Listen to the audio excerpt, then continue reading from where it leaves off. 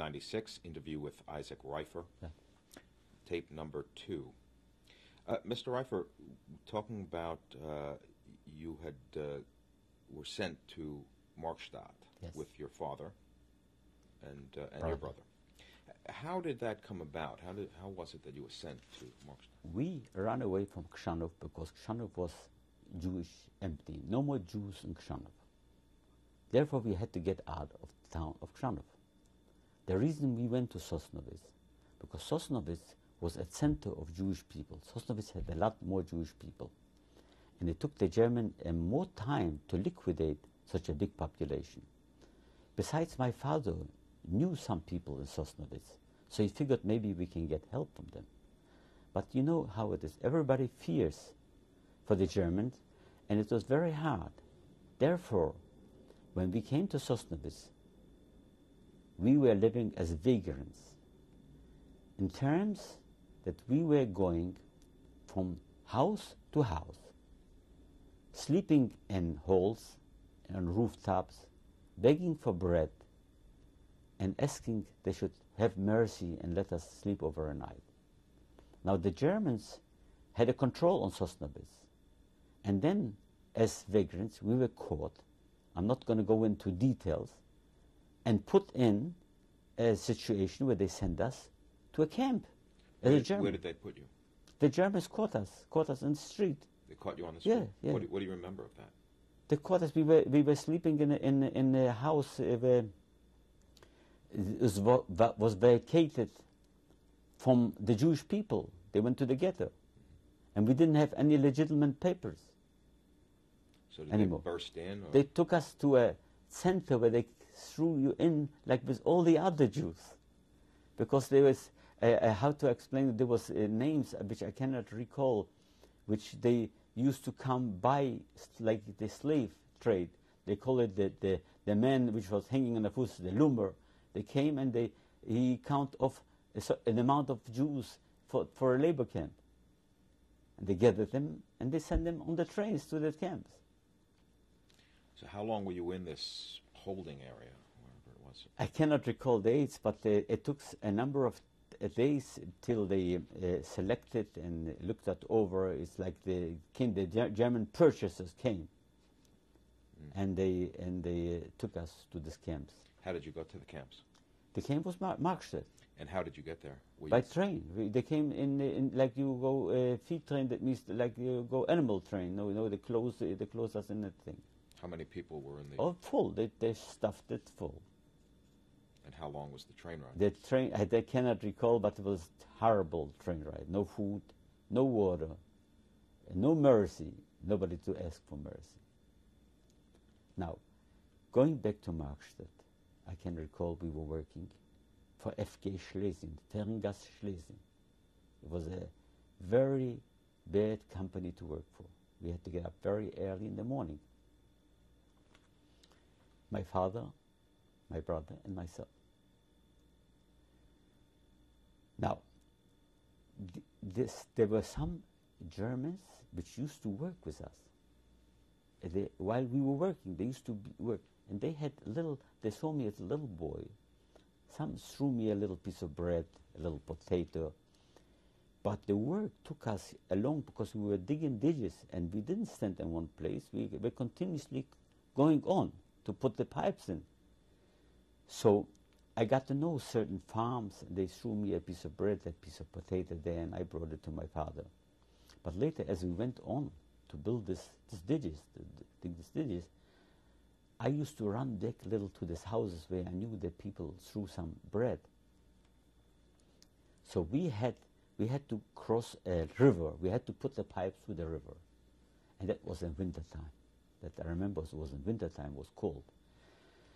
So what they did is they put boards on the water, and at night they used to pull the boards out because they shouldn't freeze to the water. And that means we came to work, we worked there, we put the boards on, and we were digging there underneath that river. And I sneaked away to find whether somebody left some bread or some potatoes for me, which I brought for my brother and my father She had my brother and my father. When I came back, that was an instant. The people left already to the place to where they had to go to the station. So I had to run after them to catch up with them. So the boats were out and I fell into the water. And I soaked, totally soaked through in winter time. I caught up with my father and my brother and the rest of the people. It was a winter town. Everything was frozen on me. We came back to work from, when you came back from work, we had to stay on the Appealplatz. They call it where everybody stand. They counted the people, where nobody is missing. And I was standing there like that, frozen totally. Then they took us in the barracks and they gave us this little bit of soup, the compensation what we got for the hard work. What happened is that the laws were that you were not supposed to leave the barracks at night. There was a pail, and the pail was filled. There was every number of hours, another person from the barrack had to watch that pail, and only he himself was able to take out that urine or whatever it was. So they picked my father for that thing, for that dienst, they call it déjour, they call it to be watching. And my father was very tired, and he fell asleep. As a matter of fact, I just recently came back from London. I attended a bar mitzvah for my a grandson for my brother, and we discussed it by the table because I wanted that my brother should witness the happening, what happened at this particular thing. So my father fell asleep, and the pail overfilled. In the morning we got up. The man, the lager, the chief of that thing, hit my father. So I was crying terribly, and I couldn't see it, and I didn't know what I'm doing. I took the whole pail of urine and I poured on that man, on that chief. So he said, now everybody has to go to work, but at night you will see what will happen. We came back that evening from work. I was called out, and I was undressed totally. I was put on a chair where my hand and my feet were tied, and I got 25 lashes on my bare behind. My father and my brother, which lives in London, watched it. They couldn't do nothing about it. My father was crying terribly. Thanks to my father and my brother, after that, I remember when they were counting already 15, 16, I didn't even feel nothing because it was like numb. And then they threw me off the chair, and my father and my brother dragged me into the barracks. I went to work after that with the help of my father and my brother, and thank God I survived that episode. That was in Markstedt. That happened in Markstedt. There were other instances when there was, before we went from Markstedt to Fünfteichen. Markstedt was a Zwangsarbeitslager, that means a place where you work, a working place. But then they took us to Fünfteichen, which was right nearby, in Oberschlesien. I remember the chief German thing from the camp said, you are not anymore Häftlinge, you are KZler now. Now you are KZler, because you are in a KZ.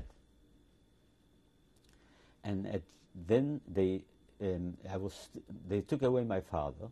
They sent him to Auschwitz, because he was already old. You have to know that my father was in the 40s when they killed him, and so was my mother. They were in the mid-40s. They were still young people. Was this at Fünfteichen, or was this at Markstadt that they sent your father to Auschwitz? They took there was a selection when we went over from Markstadt to Fünfteichen. There was a selection. Tell me about the selection. What was that like? How many what? What was the selection like? The selection was who was capable to be working, because in Fünfteichen there was a big Krupp factory. Krupp means the workers, they make the ammunition for Krupp. And the German came and selected the people which were capable of working. Was that were you all told to go outside? And you were standing outside in line, there were a number of Germans standing, and they made with a finger like this, or like this, or like this, and then you were taken over there. And my father was sent to Auschwitz, and I stayed with my brother in FireFish. Did you know where your father was being sent? My father was? Did you know where your father No, was? I didn't know. But later I met people which told me that he was taken. As a matter of fact, they told me approximately the date where he was killed, where he was sent to the gas chamber. But I stayed with my brother in FireFish, and we were working in the Krupp factory. The Krupp factory was big, a gigantic, big complex. We were taken to work under the gun. But when we came to the Krupp factory, over there we were released, because over there a lot of people worked, thousands of people worked. And this place was surrounded with electrical wires. You couldn't get out from there. But you were watched by your men which you were working for. I mean, like I was working for a company named Gimmer, which was digging the thunder shouldn't go into the house. Or I was working by Gimmer. We put the roofings on the houses, on the big factories. So they put us to dig ditches, and they put me to dig a ditch, and I didn't know, and I digged the ditch, and I was caved in, and was practically like I knew the last breathe. Which a friend of mine, which I just met in Israel after 45 years, his name is Zelmanovich, happened to pass by, and he had the like this, and he digged me out in the last minute from that ditch. That was the second time I was saved. Then it was another selection. At FireFish. After in FireFish, and they sent my brother away to a different camp, Bunzlau. They call him the Bunzlau, I think. And I stayed by myself in FireFish till the Russians started to move towards closer. About what year was this? I tell you, there must have been end of 43, end of 44. And how in the long middle were of you 44. in Markstadt for? I must have been. That was between. I must have been between 13, 14 years old, something like that. 12, 13, 14 years old. I don't remember exactly the years and the days. This was between the age of 11 and when I was arrived, it was 14, 15 years old when I came out from the camps. Now, what I wanted to say is when the Russians were closing in on FireFish, we went on a dead march. We were marching, we were on trains, it was unbelievable what we went through.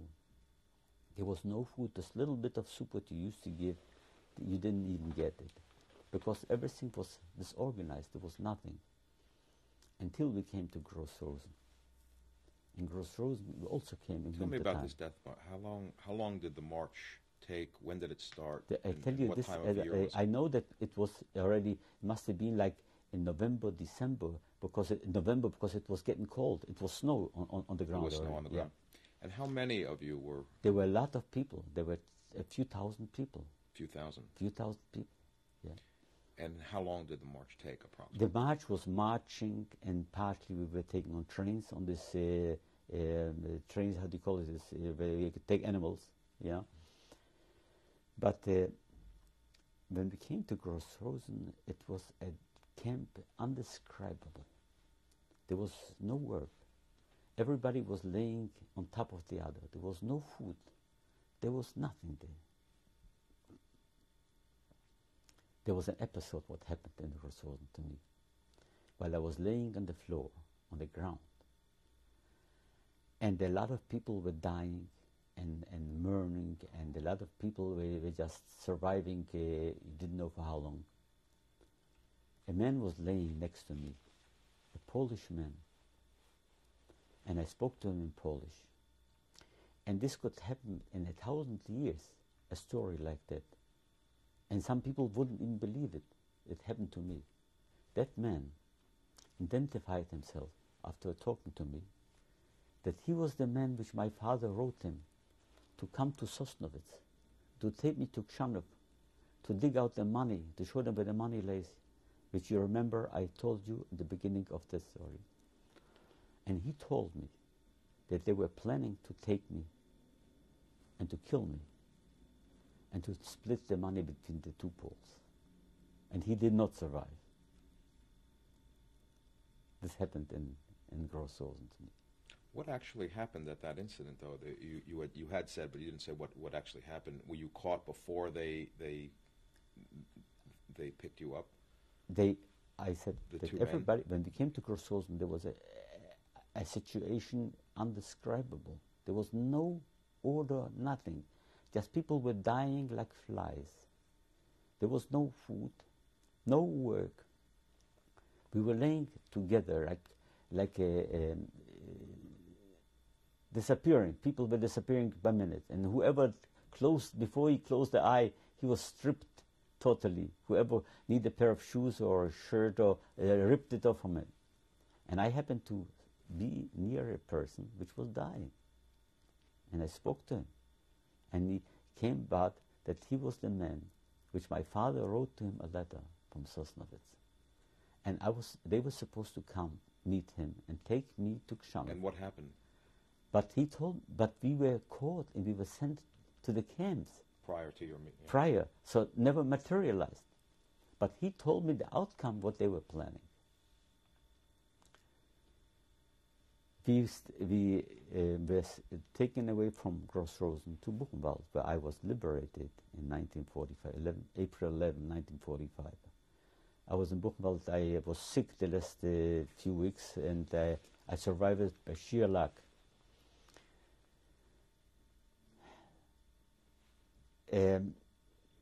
I survived by myself. I was in Block 66 in Buchenwald.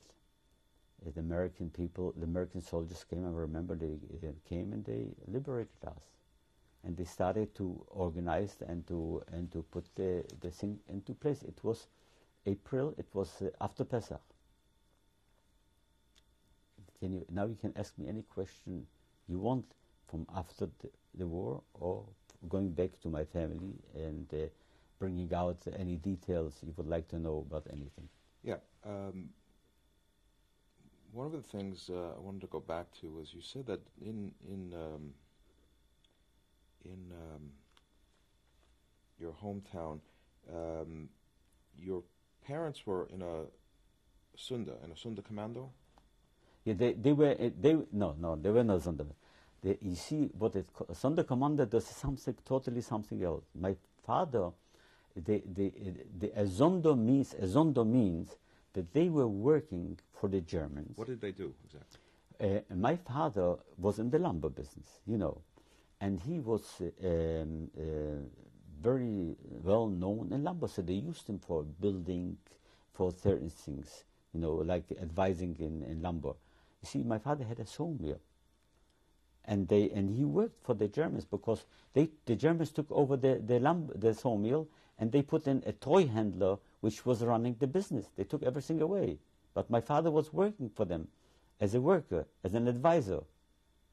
My mother was working, she was sewing uniforms for the Germans in the sewing place, they were sewing things. So my mother went to work in a different place, my father went to work for a different place. But they had a registration card, that they were working for the Germans, and they are important for helping the Germans to sustain the war, to keep on the war welfare. And therefore they were exempt from certain situations when they were selecting people to send them to Auschwitz or to other places for work. But I was a child at that time. I didn't work. I hanged around the house. And like I explained to you, that's why I remember the last time I saw my mother. Because I was at home and she instructed me every evening what I should do the following day. There was no school, there was no organization, there was nothing. When did you find out about the fate of your mother? The fate of my mother, you see, when that was the last I'll call it Aussiedlung from Kshannov. That means, Aussiedlung means they took out all the Jewish people from Kshannov, right? Except the ones which hid and ran away, right? And that transport, I was told, went straight to Auschwitz. Kshannov is about 15 miles from Auschwitz. They went straight to Auschwitz, and they were stripped, put in the gas chamber, and killed. When did you know that she was sent to Auschwitz?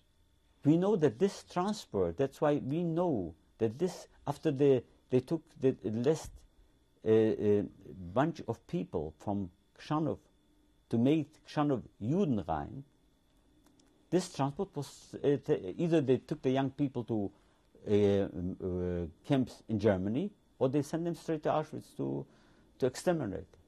Do you remember approximately what year that was? Must have been in the beginning of 42. Beginning of 42? Yeah. At that time, did you know what Auschwitz was? I told you, if you can recall, that right as the war started, they found a hiding place in our house. And the Germans took one of my aunts, which was Brancha, which was a sister of my father, and they sent us a box of ashes. But you see, people did not believe, because we were living near the German border. And the people used to do business with the Germans. And they did not believe that Germans are such terrible people, that they are able. They thought that the people they are educated and literate people, and they behave themselves. When they came, even the Jewish people thought maybe they will not like the Poles because they came to take over the country. But the Jews, they will leave alone as long as they cooperated and they worked for them. Well, when you got the ashes back, what did you believe? They buried. I think. I tell you, I cannot recall exactly what we did with it, because at that time. No, what did you believe? Did you believe that? Maybe they didn't believe it at all. It's a trick. So when your mother was sent to Auschwitz. My mother was sent to Auschwitz. I never had a chance to get anything because there was nobody left in Kshannov. I know, but did you know that when she was sent to Auschwitz, that would be it? Well, when my mother was sent to Auschwitz, at that time, I was with my father and with my brother. And we were struggling how to survive ourselves. We didn't know for sure what happened to her. We found out later that this transport went straight. That's why I always thought what my mother must have thought when she walked down the stairs about me, leaving me in the house all by myself. Because as a child, I myself have run away a number of times, which I was in certain transport to be sent to Auschwitz.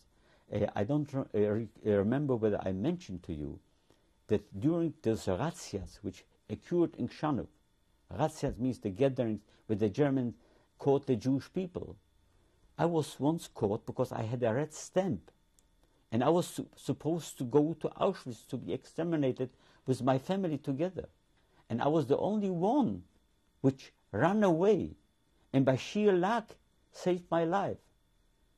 And the place where I ran away back was because my father and my mother had this Zondo, which they were work for the Germans, and I was able to come back home. And they themselves, when I came home, couldn't believe that I survived, because they hit me, they caught me a few times.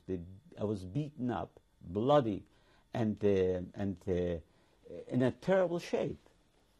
And when I came home, my mother was crying. She just couldn't believe, because she thought that they sent me and the rest of my family, which was Arnsender, and I told you about these two children, Volvele and Pale, and my other aunts and uncles, and they all went with. They gathered out in a school, all the people which had red stamps, and they sent us to Auschwitz. And I was the only one which survived at that time. How did you get away? There was a number of episodes. I ran away a few times. And I tell you the truth, if you ask me how I survived, even now, I don't know. Because as you see me, I am not a strong and a tall person. First, I ran away from as they took us to a school. And then I ran, they caught me and they beat me too. And then I ran away.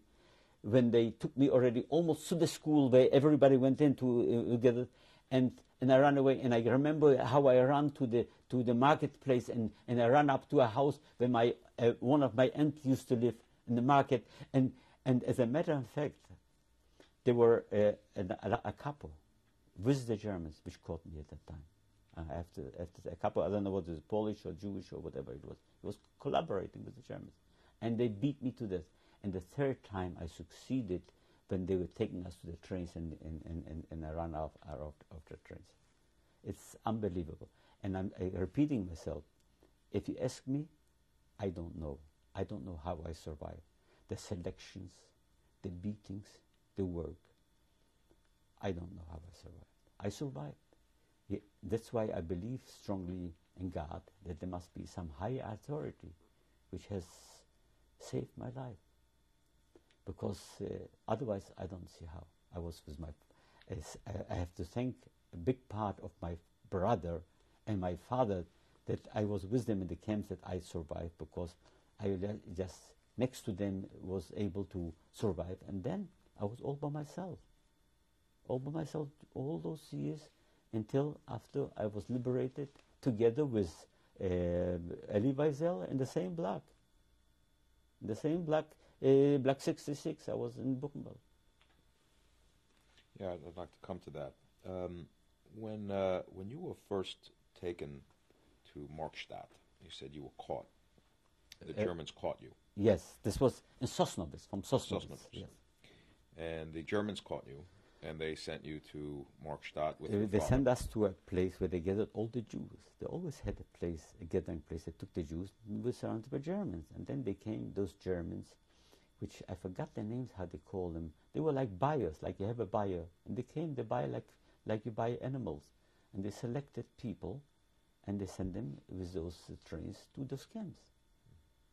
Throughout this whole time, up till Fünfteichen, at any rate, you were with your father and your brother. I was only, with my father, I was only in Markstadt.